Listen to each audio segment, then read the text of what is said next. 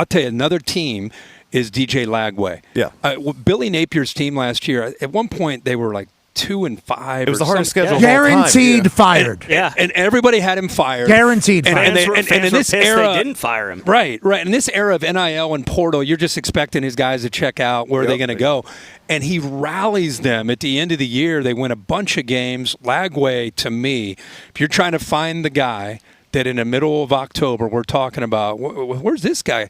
I'm telling you, that's the guy. Because we know about Sellers. We know about, I think, Mateer at Oklahoma has a chance. But I think if there's a guy, it's DJ Lagway at Florida that I think a lot of people are going to fall in love with. And I was proud of Florida the way they kept fighting. Yeah, on that note, I'd like to say shout out to Napier because we were a part of it for sure. We were talking about just how they had no shot. This guy, he was great at Louisiana.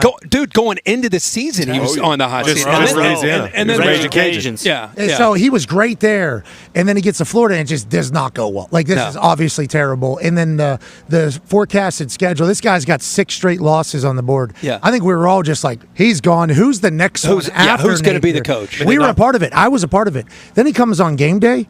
And he does that throw, and he was like super cool. I'm like, man, I appreciate Napier not like getting mad at us for talking the way we were, but also I appreciate Napier that like he clearly just kept the outside noise out and was just trying to find his team. And as soon as Lagway became the guy, it was like they all kind of bought in. They knocked Ole Miss out of the playoffs in the last week of the year. Yeah. They could have been folded. Yeah, and it's now Jackson. What you're saying is so hard to do so in any hard. era, especially right now. You know, where other schools start to see there's blood in the water. Let's go get this guy. And so give Napier credit for the culture, but give the players and the leaders of that team a lot of credit for not just cashing in and just saying, I'm out. That's, to me. Because you got a lot of people around the players telling them. Yes. You know, you got agents now, managers now, family now, social media challenge now telling you, like, hey, think about how great you were in high school. Look what your college career is turning into.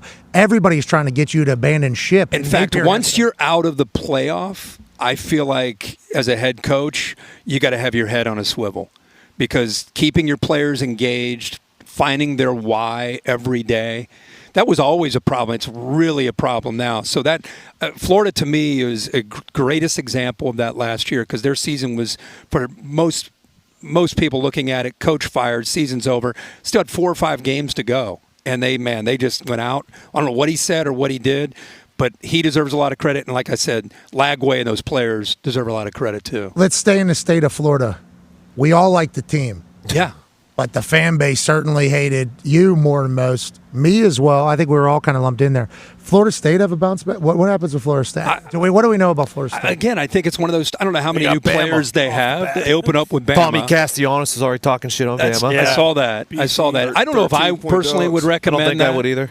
I would like Florida State to be great. Yeah, well, it's good for. There's certain teams that it's great for the sport when they're good. And I would say that whole state of Florida, Florida State, Miami.